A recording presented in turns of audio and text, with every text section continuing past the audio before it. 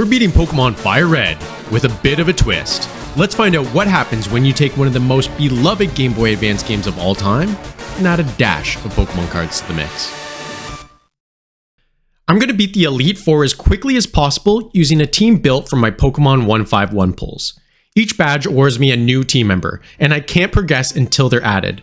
For now, that's all we need to know. My name's Wags, possibly your future Pokemon champion, but for now, we're just a kid from Palatown. Professor Oak has a grandson with a bit of an attitude problem. His name is Zagel. Sound familiar? He's a commoner from my first year of collecting video. Every Pokemon from here on out will be named after a randomly selected subscriber. Unfortunately, we neither have the time or money to pull Pokemon 1-5 packs until we get either Bulbasaur, Squirtle, or Charmander. Instead, I have the 3 starters from my previous pulls and we're going to randomly select one.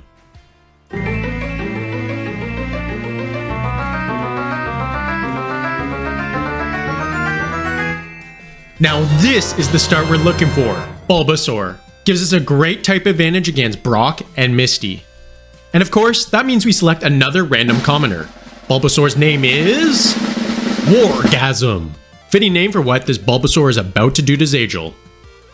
Or maybe not. That's okay, cuz On the road to Meridian City. we make quick work of the bug trainers in Viridian Forest using a little Leech Seed and Vine Whip. Although my inner child is screaming at me to catch a Pikachu, I must resist the urge and only do as the Pokemon polls say. We end up in Pewter City for our showdown against Brock. These donuts are great. Brock sends out Geodude. Wargasm takes one look, hits Vine Whip, boom, one shot. No surprises there. Then comes Onix, Brock's so-called ace. Wargasm doesn't even flinch. One Vine Whip later and it's lights out. Some say Onix is made of rock. Wargasm says it's made of XP. It's time for Pack Pull Cam. Here's the deal. We must catch one Pokemon from our pulls before the next gym leader. We also just got our first Evolution Energy. In this challenge, we can't evolve Pokemon unless we pulled their card. However, Evolution Energy is a one-time use item that lets us evolve a Pokemon of the same card type anytime. Luckily, we pulled a Leaf Energy, so Bulbasaur won't be stuck as Sprout forever. We're facing a big decision that could shape the entire challenge. I have 2 options. 1, pick the Ivysaur card and save our Leaf Energy for Venusaur, meaning no new team member for a while. Or 2, choose Gyarados. Use the Leaf Energy on Ivysaur now and hope we pull another one later. I decided to take the risk and go with Gyarados, which means a lot of grinding ahead. But first, let's evolve Bulbasaur with the Leaf Energy.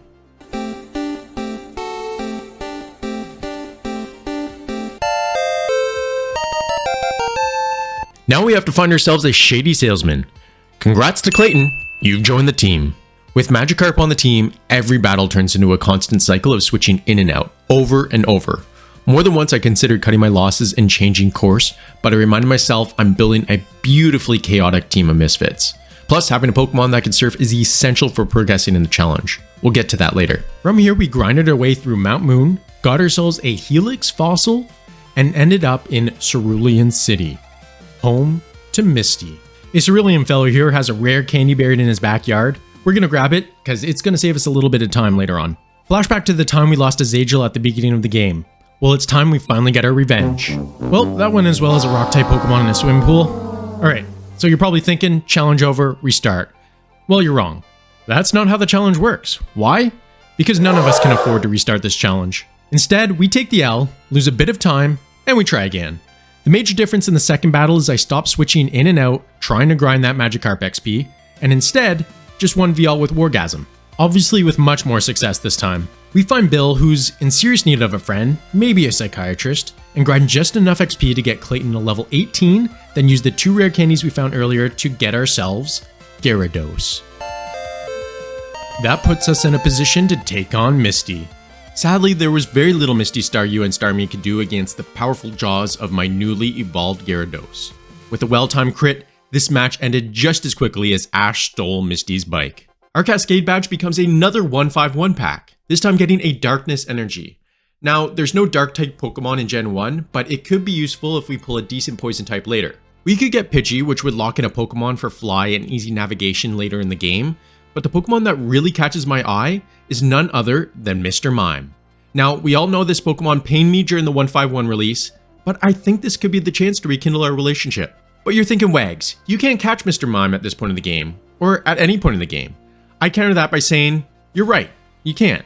But what you can do is catch an Abra and make a little exchange with our friend beyond the Diglett Cave. Besides, we're technically playing a trading card game here. After way too many Pokeballs than I care to share, we catch Abra and happily name it Jason Park, after an OG friend of the channel. Sorry Jason, but we won't be seeing you for long as we make our way through Diglett Cave and sacrifice you for Mr. Mime. With Ivysaur, Gyarados, and Mr. Mime, the game is turned on easy mode and we make our way to the SSN, this time making quick work of Zagel using a combination of Mr. Mime's confusions to take out Pidgeotto and Raticate, then Gyarados' Bite for Kadabra, followed by Misty's Water Pulse attack on Charmeleon. I get a little handsy with the captain, but in return we get the cut we need to take on Surge. What I'm about to do is so reckless and irresponsible, I may need you to turn away. No! We've all done it when we were young, teaching crappy HM moves to our aces. It's blasphemous as an adult, but it's the only way we could progress and take on Lieutenant Surge. Now I mentioned the game is on easy mode, but let me tell you, when Pikachu and Raichu paralyze you and use double team 5+ times in a row, it gets a little frustrating to say the least. I set up a light screen to reduce the incoming damage and get lucky with a few late game Razor Leafs to beat Surge and grab myself the Thunder Badge, or a 151 pack. This next pack gave us plenty of water options with the Water Energy Evolution, Lappy, and Vaporeon. However, we've already committed to Gyarados and there's one card that stands above the rest. All hail the king. Earlier in Mount Moon, we found ourselves a Moonstone, and of course we can make our way back to Route 3 through Diglett's Cave to catch ourselves a Nidoran male. This little guy will be Mr. Samuel. Mr. Samuel is a fine addition to our team because of the nearly unlimited coverage he gives us through TM moves. We're talking lightning moves, ice moves, fire moves, bug moves, and of course a little earthquake action for a serious stab option. Before the return of the king, we first have to gain this guy a few levels. We only need to get to level 16 for the Nidorino, which is easily done as we make our way to Rock Tunnel. A few switch in and outs, and a double kick here and there, and next thing you know, here he is. I don't fool around and immediately give Nidorino our Moonstone to get ourselves the Nidoking.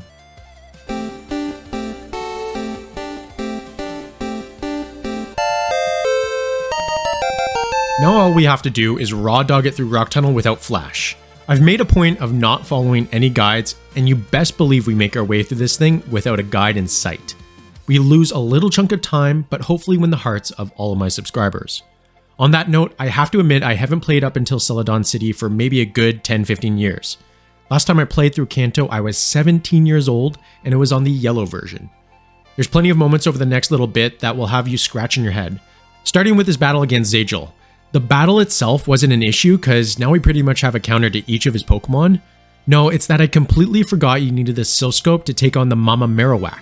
Like, I knew I had to, but for some reason I thought maybe I'd get it along the way, so I wasted an absorbent amount of time going in and then all the way out. Anyways, we're back on track and need to gamble all our funds in Celadon City. Okay, so I know I have to find Rocket's hideout, beat Geo, and get a Silph, but I'd be lying if I said it didn't take a little bit of time to do that. But we did. We beat up the Rocket Goon who gets so spooked he drops the lift key, allowing us to take on Geo for the first time this playthrough. He throws out Onix, which becomes easy work for Mr. Mime, who has Magical Leaf. Honestly, great coverage as it saves me plenty of times throughout this playthrough. Next up is Kangaskhan, which proves to be a bit more difficult. Luckily, Nidoking's Poison Point effect comes in clutch, slowly whittling her HP down. Lastly is Rhyhorn, which is easy work for Clayton. With the Silph in hand, it's time to head back to the Pokemon Tower and face the Mama Marowak. I lead with Mr. Mime, who comes through with a super effective Magical Leaf, releasing her soul and sending her back to Pokemon Heaven. Praise Arceus. Now, this is where I start realizing I may have a bit of a problem with Mr. Mime's growing power. See, our next big challenge is Erica, and we're gonna have to fight her very, very soon.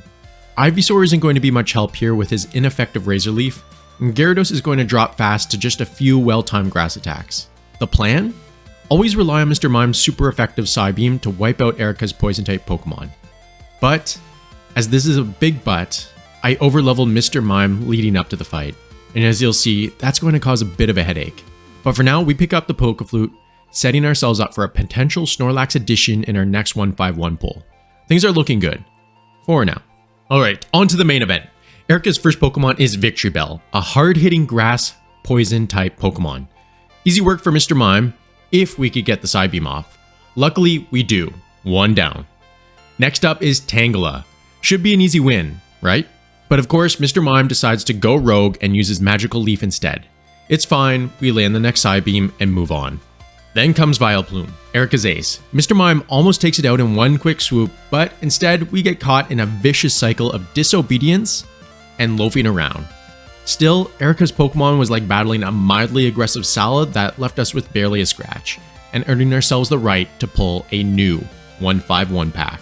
Let's see what we get. It's another Water Energy, which means we're still unable to evolve Ivysaur. We also get some basic Pokemon with Ghastly, Paris, and Voltorb, but nothing to evolve them. Really, the only Pokemon that's attracted to me at this moment is Nidoqueen, and every king needs his queen. This works out decently well for us since our next stop is Fuchsia City and the Safari Zone, where we could find Nidorina. But first, we'll need that bike if we're going to ride down Route 17. Oh, remember how I said the last time I played in Kanto I was using Yellow version? Well, in that game you can enter Saffron City by giving the guard a lemonade.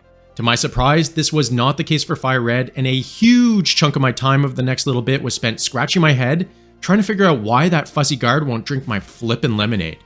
We embark on a long and wasteful journey to get this guard what ends up being tea. Unlocking Saffron City gives us quick access to both Vermilion and Cerulean cities, because your boy done goofed and didn't pick up a bike. From there, we go back to get Fly, praying we could get a flying type Pokemon for it in the future. Then use the Pokeflute we got earlier to wake up Snorlax. Honestly didn't think much of this battle, but Snorlax is hella thick. Turns out the best strategy without decent fighting or ground moves is to use Gyarados' Dragon Rage, which does exactly 40 damage, used best while he's taking a little nap. In Fuchsia City, we book it straight to the Safari Zone because we have 3 goals in mind. Catch Nidorina, get ourselves Surf, and find some gold teeth. Naturally, all 3 are failures in my first attempt as I find myself distracted by all the shiny balls, which actually end up being pretty useful later on. Second attempt, much better.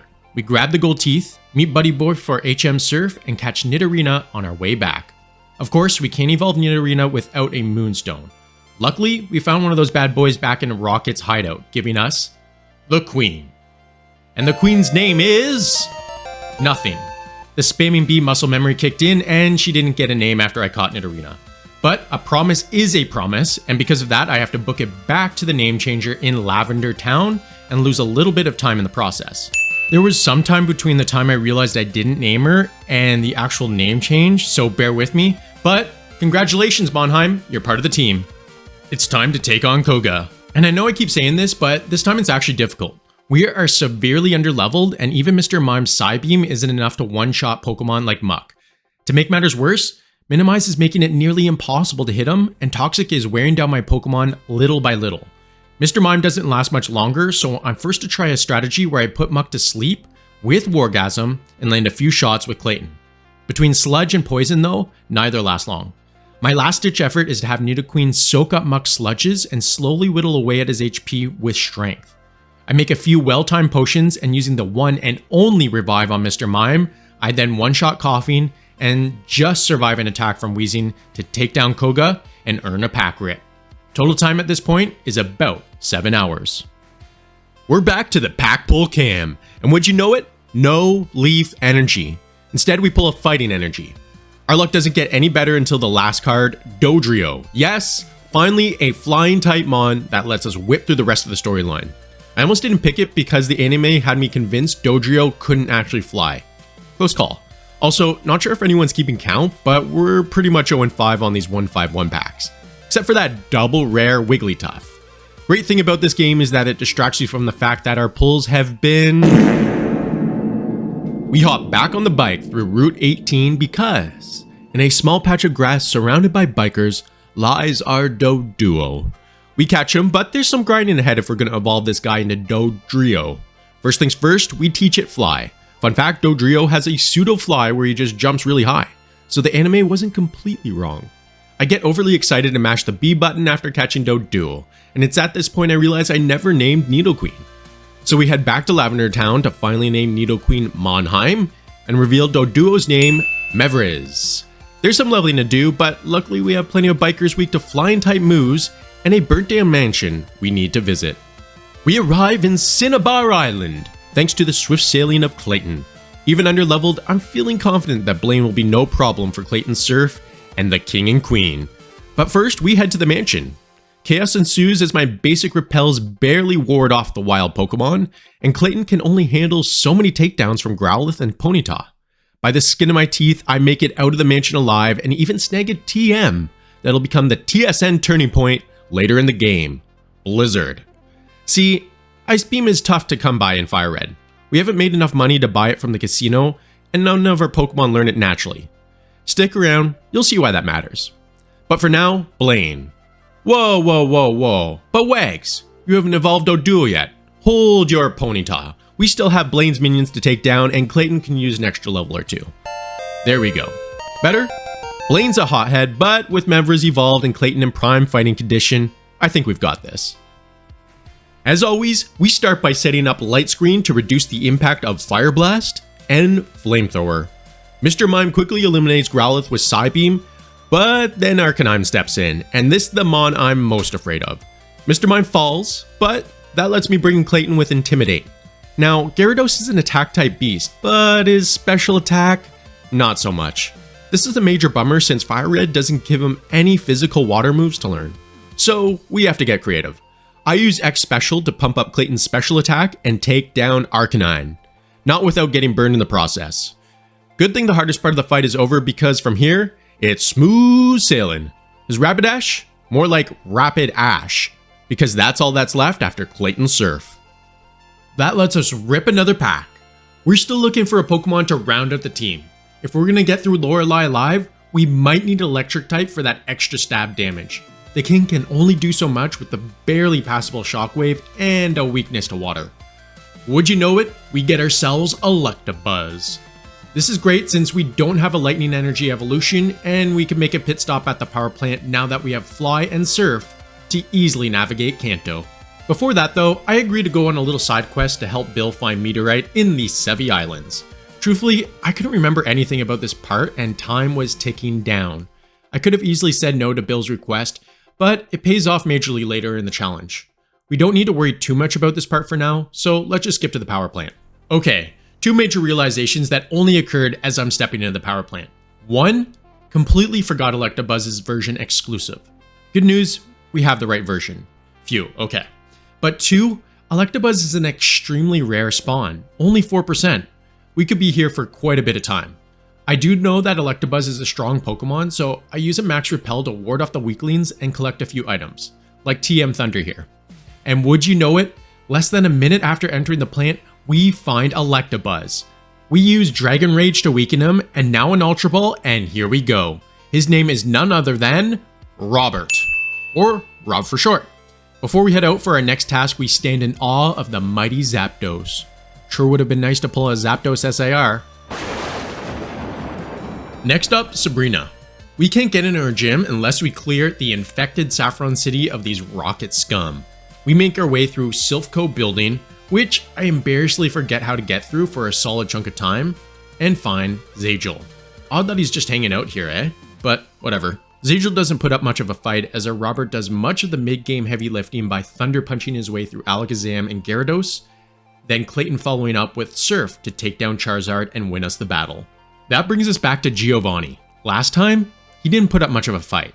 Let's see how he does now. First up, Nidorino versus the king, Mr. Samuel.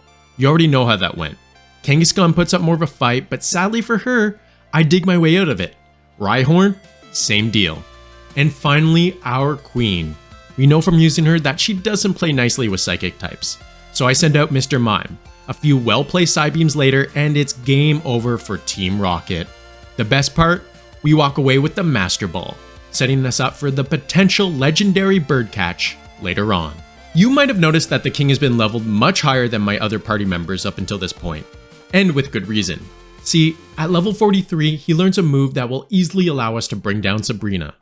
Mega Horn. oddly a bug type move and super effective against psychic types. With a rare candy, we level him and take on Sabrina. The plan works better than blueberry and pancakes, with each of Sabrina's mons falling to Megahorn one after another after setting up an X speed early in the battle. Sabrina's Alakazam tried to predict the future. Too bad it couldn't see the Megahorn coming. Time 10:23. Let's keep her rolling. With our second last pack, we, as always, are hoping for that leaf energy, but get another fighting energy instead. Dang it. Alright, I am however stoked to see Hitmonchan and we pull a legendary bird, Moltres. Unfortunately, we aren't in a position to catch him as we still need that last badge to enter Victory Road. But Hitmonchan makes the most sense anyways, since we just so happen to be right beside him. We get Hitmonchan and name him Green Bomb. At first I was thinking Hitmonchan was the secret sauce we needed to defeat the Elite Four. We could Ice Punch, Fire Punch, Thunder Punch, and Sky Uppercut our way through. But after a little research I found that all those elemental punches are special attacks in Gen 3. So sorry Green Bomb, you're boxed. We fly our way back to Viridian City to take on Giovanni, the third time this campaign. Before taking him on, we finally level Wargasm to level 32, where we could evolve him into Venusaur. Psych, we still don't have the Leaf Energy card. Alright, Giovanni, surely this time he's gonna put up some kind of fight, right? I mean, his Pokemon are a solid 10 levels higher than most of my team. We're not taking any chances, so I kick things off by setting Clayton up with an X special. First up, Rhyhorn. One Surf, gone. You know what happens next? One Surf, and Dugtrio's done.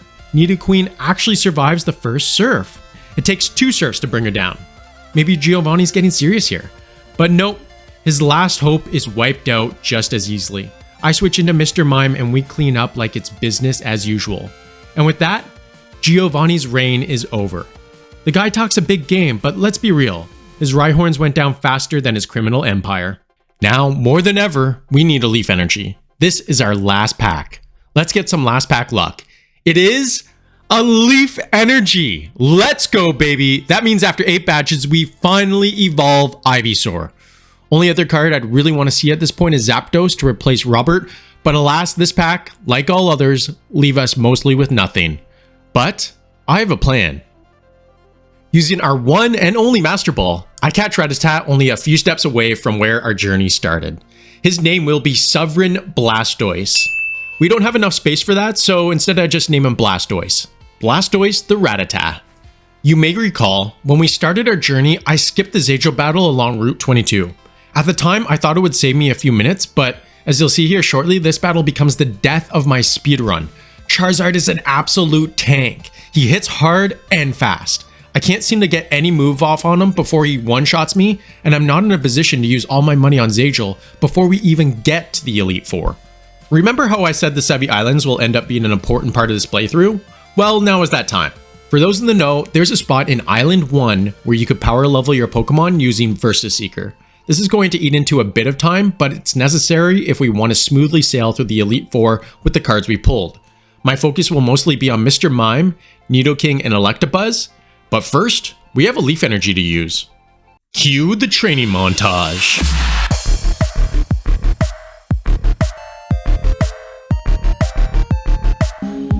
The greatest feeling you can get in a gym, or the most satisfying feeling you can get in a gym, is the pump. So I'm coming day and night. I mean, it's terrific, right? My team is so juiced up on protein and XP, I'm expecting a call from the Pokemon League's anti-doping committee. But we've been making those natty gains and about to put it to the test against Zagel. Long story short, Charizard goes down by the fins of Gyarados, with the help of a few Hyper Potions here and there. After booking it through Victory Road, it's time to take on the Elite Four. First up is Lorelei. The strategy is fairly simple. Keep Robert alive long enough to use Thunder Punch and take down her team of mostly water and ice type Pokemon. To help, I'll be pumping Robert up with X Special to start us off and protecting us against Ice Beam with Light Screen. After taking a number of hits from Dewgong, I finally managed to bring it down. Cloyster is next, and it should be an easy one, hit Thunder Punch. But Cloyster decides to use Dive. This works out well because it sets us up for another Light Screen. Perfect execution by Robert quickly gets in the one-hit KO Thunder Punch. Slowbro is a defensive juggernaut, but doesn't present itself as much of an issue due to its speed. It does, however, get off a yawn, which is awful timing now that a real problem emerges. Lappy. The sleep is a nuisance, so I actually decide to let Robert fall and use my other Pokemon to begin the healing process. This marks the beginning of a long back and forth series of damage, death, and revive. The real kicker was a massive crit by the lowly level 37 Mevriz. This allowed the speedy Robert to come in and finish Lapras off. This meant one more to go, Jinx. As an Ice Psychic type, there's little Robert can do, so luckily I revived Nidoking. Robert sacrifices himself for the good of the team, not before paralyzing Jinx, reducing her speed and allowing Nidoking to Mega Horn his way to victory. Next is Bruno, and we know he's no stranger to making gains. Onix is up first, so we lead with Clayton, and as we've seen before, One Surf does the trick. Shortly after, Mr. Mime comes out and takes Hitmonchan out with a super effective Psychic. Hitmonlee rolls on up, but his time is left short by a well-timed crit. This brings out a slightly higher level Onix, which doesn't seem to be much of an issue for Clayton either. Then comes the level 56 Machamp, and the only Pokemon we should be concerned about. Our strategy remains the same as before. Keep using Psychic. After getting his health down to a sliver, Bruno uses full restore to bring Machamp to full health. We keep using Psychic and bring him down after 2 hits. That's all fine and dandy, but we put ourselves in quite a pickle. I only have 3 Psychics left and I face Agatha, who is made up of Poison-type Pokemon. Let's see what happens here. First up, Gengar. A Psychic should come pretty close to taking Gengar down, but I want to do a few Calm Minds just in case her second Gengar presents an issue. Doing this ends up screwing me over big time, because while I power up Mr. Mime, Gengar is using Double Team over and over again, making my attacks impossible to hit. Not only that, but Mr. Mime isn't quite fast enough to get the first shot in. With no Psychics left and only 1 Ether in hand, I make the executive decision to take the L and regroup. What a loser! The plan is simple. Level up Mr. Mime so we can outspeed and hit harder than anything in our way. And it works. We breeze through Lorelei with a slightly stronger Electabuzz, then take down Bruno with ease. A few Calm Minds later, and we're one-shotting his fighting-type Mons while conserving our Psychics. Perfect. That means we've got plenty left in the tank to handle Agatha's Poison type. This next part is a little embarrassing because it proves I was probably in a good enough position to beat Agatha the first time around. Yes, not only does Gengar go down in 1, but Golbat, Arbok, and even her stronger Gengar faint without even a scratch. I leave Agatha knowing that I might need to put the muscle away and focus on the big brain for the next fight. Remember way back at Cinnabar Island when I mentioned Blizzard will come in handy? With Lance's team of dragons weak against Ice-type moves, picking up Blizzard had become crucial to the success of this match. I finally used all the rare candy I've collected up until this point to boost Nidoking by 4 more levels in preparation. We know Gyarados is up first, so here's how it's going to go. We're going to start with Electabuzz to once again set up Light Screen and reduce special attack. He'll be taking 1 for the team because Gyarados is likely to use Hyper Beam, giving us 1 free turn while he recharges. This allows us to bring in the pumped up Nidoking. However, my boy ain't pumped up enough if we want results, so we give him X Special, X Speed, and X Accuracy, and a whole hell of a lot of it, only for my dumb brain to miss his obvious Hyper Beam, taking Nidoking down. Okay, let's try this again after a quick revive. This time only pumping Special and Speed, leaving Accuracy to the RNG gods. Funny enough, Aerodactyl goes down by the hand of Nidoking's Poison Point ability. Here's where we find out if we're royally screwed or not. Blizzard. 1-hit KO, baby! Alright, Dragonair comes out. We use Blizzard and it's a miss. That's okay, because Dragonair used Safeguard. This leaves us with 1 Dragonair and 1 Blizzard. Attack hits, we have beat Lance.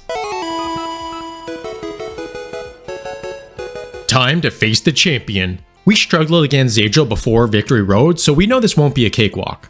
I come in with a bold strategy that once again involves Nidoking. Our plan is to have a counter to each of Zagel's Pokemon for a clean sweep. This can only work if I'm faster and stronger. Giving Nidoking Thunder instead of Shockwave should be enough for Pidgeot, Gyarados, and Charizard. Mega Horn, as we've seen in the past, will cover Alakazam, Earthquake for Rhydon, and now what we'll do is we'll take away Blizzard for Fire Blast to take down Exeggutor. Risky play, but we're all in. My plan in theory makes a ton of sense, but it requires a pretty hefty setup of X speed, X accuracy, and X special if it's gonna work. First up is Pidgeot, and although he can't do much to hurt us, we do have to risk having our attack lowered by Feather Dance, accuracy lowered by Sand Attack, and even worse, the possibility of being whirlwinded out of play and resetting our setup. Pidgeot is down. Phew. Okay, next up is Alakazam. We cannot go second or miss here. We land the hit, but it is not enough. Psychic hits and panic sets in. Everything I worked for gone. No possibility of setting up against Alakazam. This could be over. Instead, I pull a Hail Mary move with Mr. Mime. I set up Light Screen, and then it occurs to me that Psychic does barely anything to me. Here's my chance. We get into Calm Mind. And another. And another. And 3 more after that. Each time I'm taking less and less damage from Psychic, so I max out my PP with Elixir, give Mr. Mime extra speed and defense until he's a raging Hulk of his former self. Setup is complete. It is time. Magical Leaf, and he's down. We use super effective Magical Leaf on Gyarados. He's down in 2. Out comes Charizard, who's the major fear. I use Psychic for that extra stab damage, and he's down and I'm shaking. Rhyhorn is easy with 4 times Magical Leaf. Only Exeggutor left. I get put to sleep. Let's not fool around here, and I pop a full restore. Only a sliver of health after the Psychic. Zagel restores. Alright, 1 more Psychic, and it crits! We have beat Zagel and the Elite Four using our Pokemon 151 pulls. Mr. Samuel, Nidoking, Mevers, Dodrio, Clayton, Gyarados, Wargasm, Venusaur, Mimian, Mr. Mime, Robert, Electabuzz.